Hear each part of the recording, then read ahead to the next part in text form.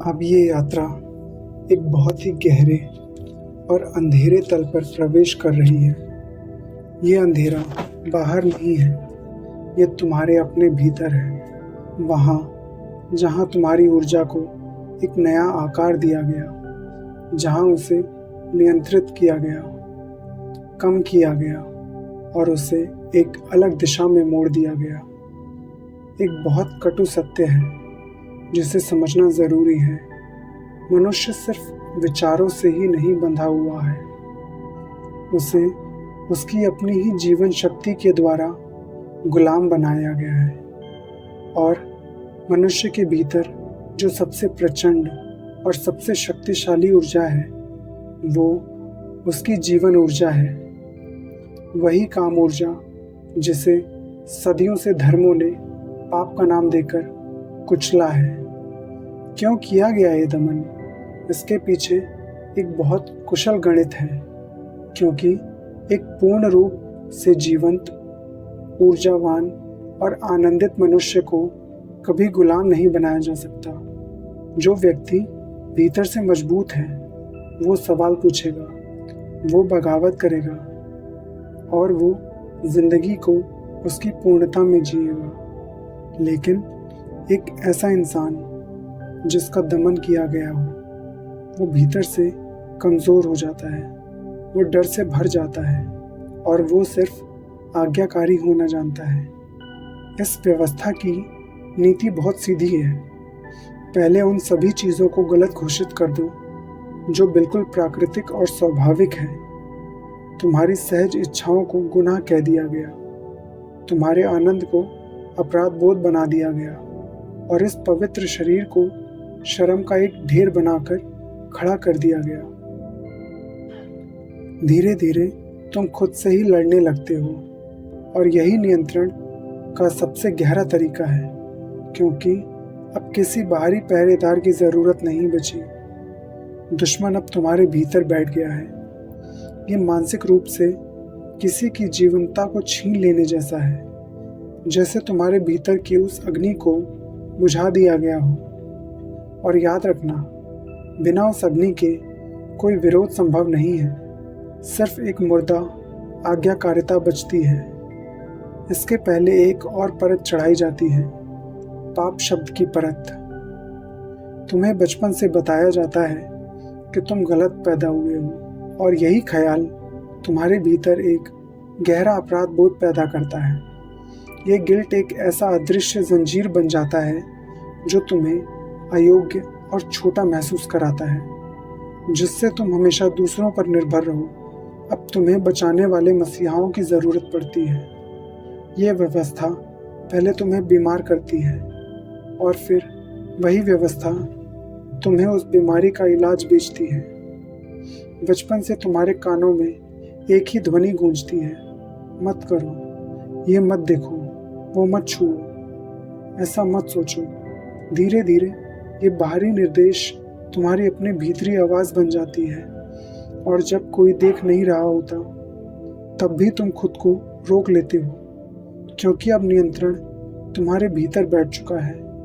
ये जीवन विरोधी दृष्टिकोण है जो जीने की जगह सिर्फ नियंत्रण सिखाता है। लेकिन याद रखना, दबी हुई ऊर्जा कभी मरती नहीं है, वो सिर्फ विकृत रूप धर लेती है और डर, चिंता या गुस्सा का रूप ले लेती है।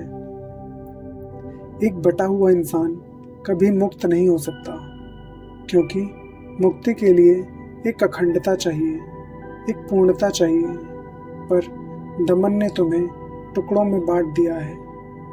मेरे ही भीतर एक जंग छिड़ी है, अपनों की दी हुई सौगात है। मेरे ही हाथ मेरी गर्दन पर। ये कैसी अजीब रात है। कुदरत ने जो आग दी थी उसे गुनाह का नाम दिया, पवित्र प्यास को शर्म कहकर जहर का जाम दिया। अब ना कोई जंजीर बाहर है, ना कोई पहरेदार खड़ा। मैं खुद ही अपनी रूह को पिंजरे में डालने पर अड़ा। हर ख्वाहिश पर एक पहरा है, हर धड़कन पर एक डर। बना दिया उन्होंने मेरे ही वजूद को एक खंडहर। पाप की उस परिभाषा ने मुझे खुद से दूर किया। मेरे ही भीतर के खुदा को मैंने ही चकनाचूर किया। देखो उन मासूम बच्चों को जो कोटा जैसे शहरों में अपनी जान दे रहे हैं। ये क्या है? ये उनके माता पिता और समाज की वो सफलता की कूट रचना है जो बच्चों की स्वाभाविक जीवन ऊर्जा को कुचल देती है। एक बच्चा अपनी शक्ति को किसी और के सपने के लिए जलाता है और जब वो उस रेस में थक कर गिरता है तो वो भारी अपराध बोध उसे मौत को गले लगाने पर मजबूर कर देता है। ये वही पाप की परिभाषा है जिसने तुम्हें तुमसे ही दूर कर दिया। आज की इस दुनिया में जहाँ गणित, नियम और सामाजिक संपर्क तंत्र तुम्हारे हर विचार को संचालित कर रहे हैं, वहाँ तुम्हारी आज़ादी और भी खतरे में है। तुम्हें लगता है कि तुम चुन रहे हो, पर तुम्हारी पसंद भी पहले से ही तय की गई है। जापान में देखो, लाखों युवा हिकिकोमोरी बनकर कमरों में बंद हैं। ये क्या है? ये वही सामाजिक दबाव और उत्तम बनने की उस कूट रचना का नतीजा है जहाँ मनुष्य का वजूद ही खत्म हो जाता है। जब इंसान इस बोझ को नहीं उठा पाता तो वो अपनी ऊर्जा को पिरोहित कर दुनिया से कट जाता है। आज्ञाकारिता कोई गुण नहीं है, होश ही असली गुण है। आज्ञाकारिता डर से पैदा होती है और डर सत्य का उल्टा है। तुम नियम इसलिए मानते हो क्योंकि तुम डरे हुए हो, इसलिए नहीं कि तुमने उन्हें समझा है। अब समय आ गया है कि तुम देखो कि तुम्हारा ये अपराध बोध प्राकृतिक नहीं है, ये थोपा गया है। और जो चीज़ थोपी गई है उसे उतार कर फेंका जा सकता है। वो अग्नि जो राख के नीचे दबी है उसे फिर से जगने दो। ये तभी होगा जब तुम अपने आप से लड़ना बंद कर दोगे और होश की तरफ मुड़ोगे। अब थोड़ी देर के लिए इस मौन में उतरो और देखो कि तुमने अपने ही हाथ अपनी गर्दन पर कैसे रखे हैं। इन्हें हटने दो, ऊर्जा को बहने दो, ऊर्जा को बहने दो। इस निरंतर बहती हुई जीवन धारा में अब उस गहरे तल पर प्रवेश कर रहे हैं जहां तुम्हारी शर्म का सौदा किया जाता है। ये उस व्यापार की बात है जिसे तुमने पवित्रता समझ लिया है, पर असल में ये उस डर का उपयोग करके खड़ा किया गया एक बड़ा पाप का व्यापार है। पहले उन्होंने तुम्हें बताया कि तुम गलत पैदा हुए और अपनी ही कुदरती खुशबू से तुम बहुत जुदा हो गए हो। तुम्हारी उस सहज मुस्कान को उन्होंने वासना कह डाला और तुम्हारी आज़ाद रूह पर अपराध बोध का एक भारी ताला जड़ दिया ताकि तुम कभी पंख ना फैला सको। और देखो इस संसार का तमाशा, जब तुम अपने ही मनोवैज्ञानिक बोझ से दबकर बीमार पड़ गए तब वही लोग मसीहा का मुखौटा पहनकर तुम्हें इलाज बेचने आ गए। ये खेल बहुत पुराना और घिनौना है। पहले गहरा घाव दो और फिर उस पर मरहम लगाने का दिखावा करके अपनी दुकान चलाओ। इंसान को पहले ज़मीन पर गिराओ, उसे धूल चटाओ, उसे अयोग्य महसूस कराओ और फिर उसे जन्नत के सपने दिखाओ। पर जिस दिन तुम ये जान लोगे कि तुम कभी गंदे थे ही नहीं, उस दिन ये सारी दुकानें पल भर में बंद हो जाएंगी, क्योंकि तब तुम किसी के बंदे नहीं रहोगे, तुम स्वयं का अनुभव करोगे। आज की इस आधुनिक और तकनीकी दुनिया में शर्म ने नया और चमकीला रूप धर लिया है। देखो कैसे कृत्रिम बुद्धिमत्ता द्वारा निर्मित कूटरचित तस्वीरें और चेहरों को बदलने वाले परिशोधक युवाओं के भीतर अपने ही शरीर को लेकर एक नफरत पैदा कर रहे हैं। लोग अपने असली चेहरों से डरने लगे हैं, उसे एक भूल समझने लगे हैं। ये प्राकृतिक सुंदरता का दमन है ताकि उस बनावटी डिजिटल सांचे में फिट हो सके। और ये बॉडी डिस्मॉर्फिया का रोग और कुछ नहीं, तुम्हारी अपनी प्रकृति के खिलाफ एक युद्ध है। हमने खुद को एक मशीन की तरह बनाना शुरू कर दिया है जो हर वक्त उत्तम दिखना चाहती है, लेकिन इस मशीन नुमा जिंदगी के खिलाफ कहीं कहीं मनुष्य की आत्मा बगावत कर रही है। चीन में तांगपिंग यानी लाइंग फ्लैट का जो आंदोलन शुरू हुआ वो उस सदियों पुरानी प्रोग्रामिंग के खिलाफ एक बड़ा विरोध है जो कहती है तुम्हारी कीमत सिर्फ तुम्हारी उत्पादकता से है। उन्होंने तय किया कि वे अब इस अंधी दौड़ का हिस्सा नहीं बनेंगे और सिर्फ काम के लिए अपनी ऊर्जा को नहीं जलाएंगे।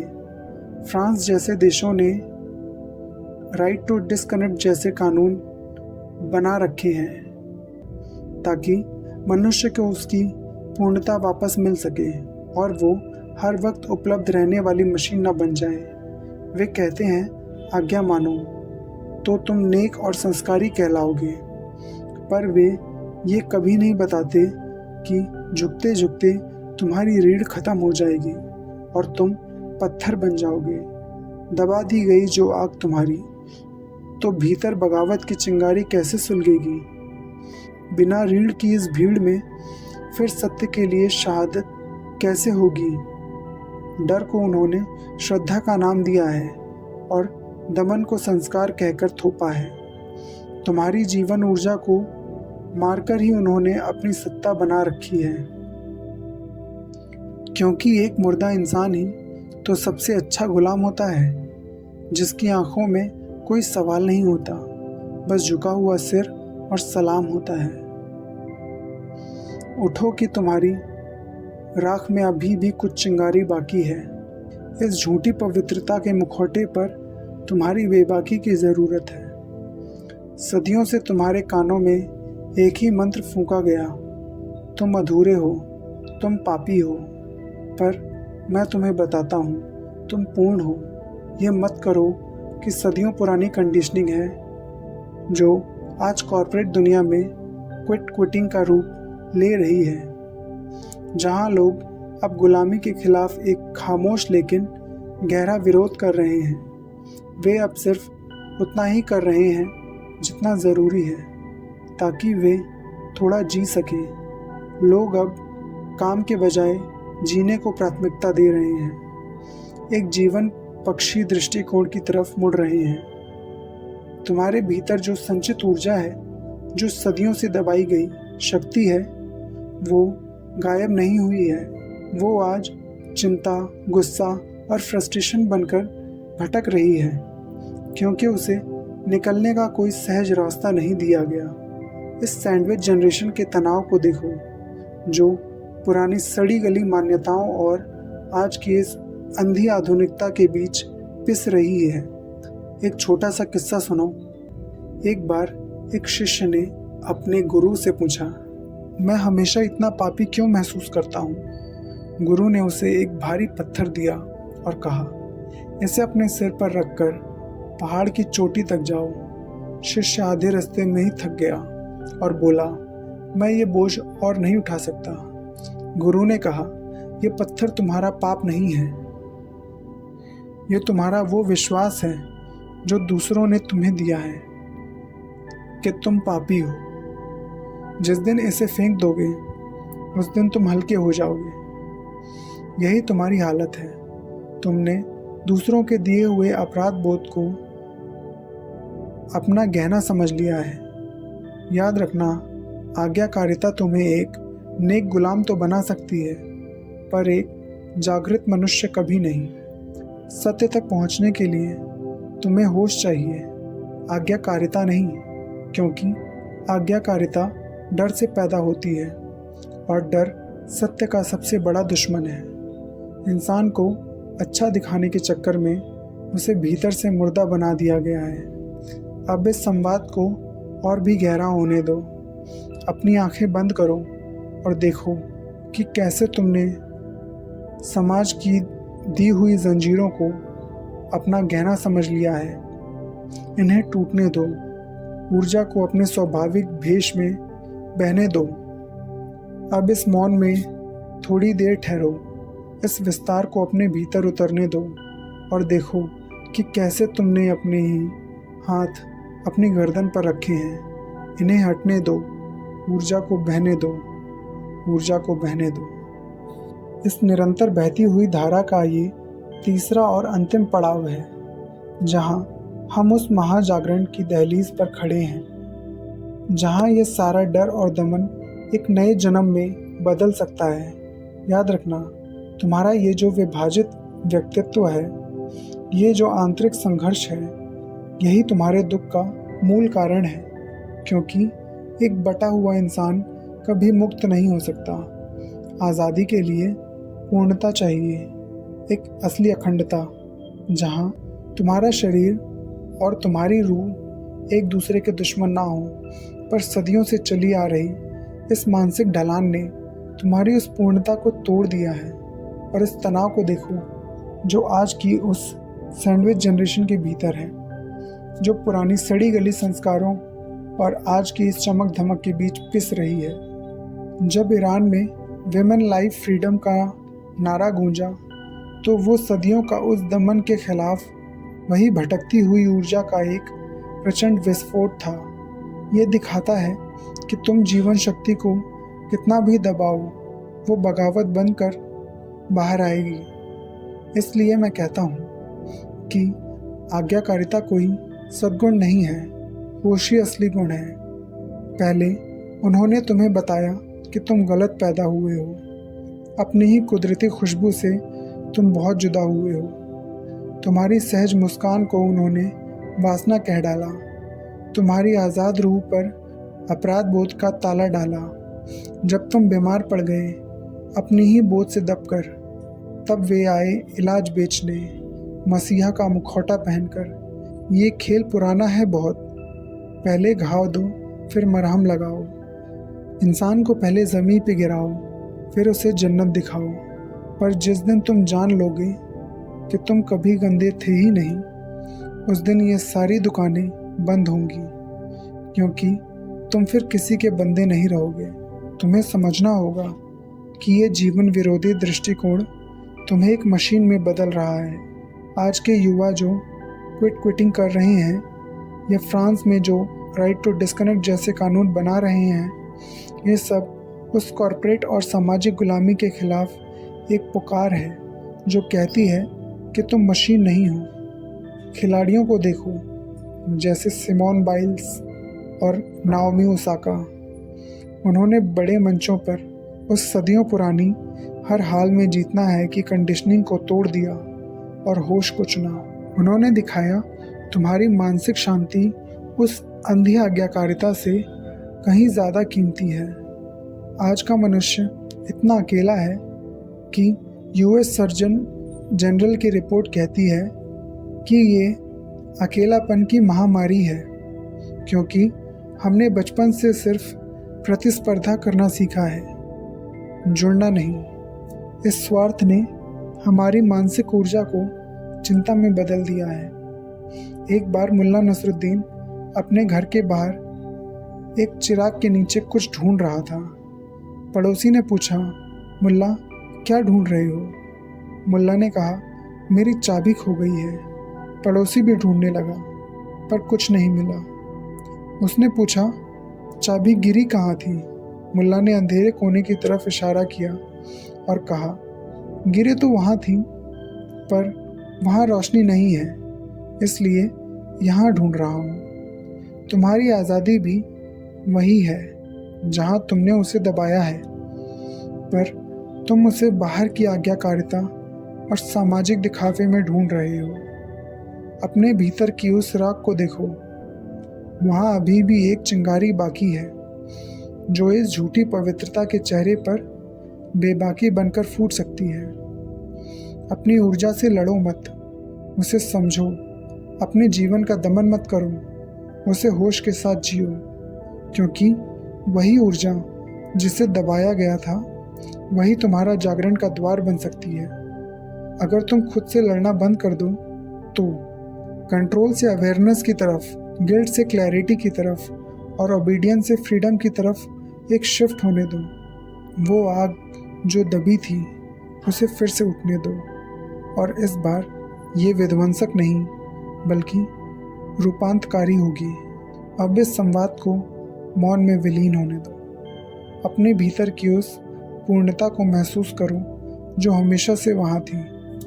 कोई पाप नहीं, कोई अपराध बोध नहीं, सिर्फ एक अखंड अस्तित्व। होश की उस गहराई में डूब जाओ जहाँ ना कोई सवाल है, ना कोई सलाम है, सिर्फ शून्य है, और उस शून्य में ही परम सत्य है।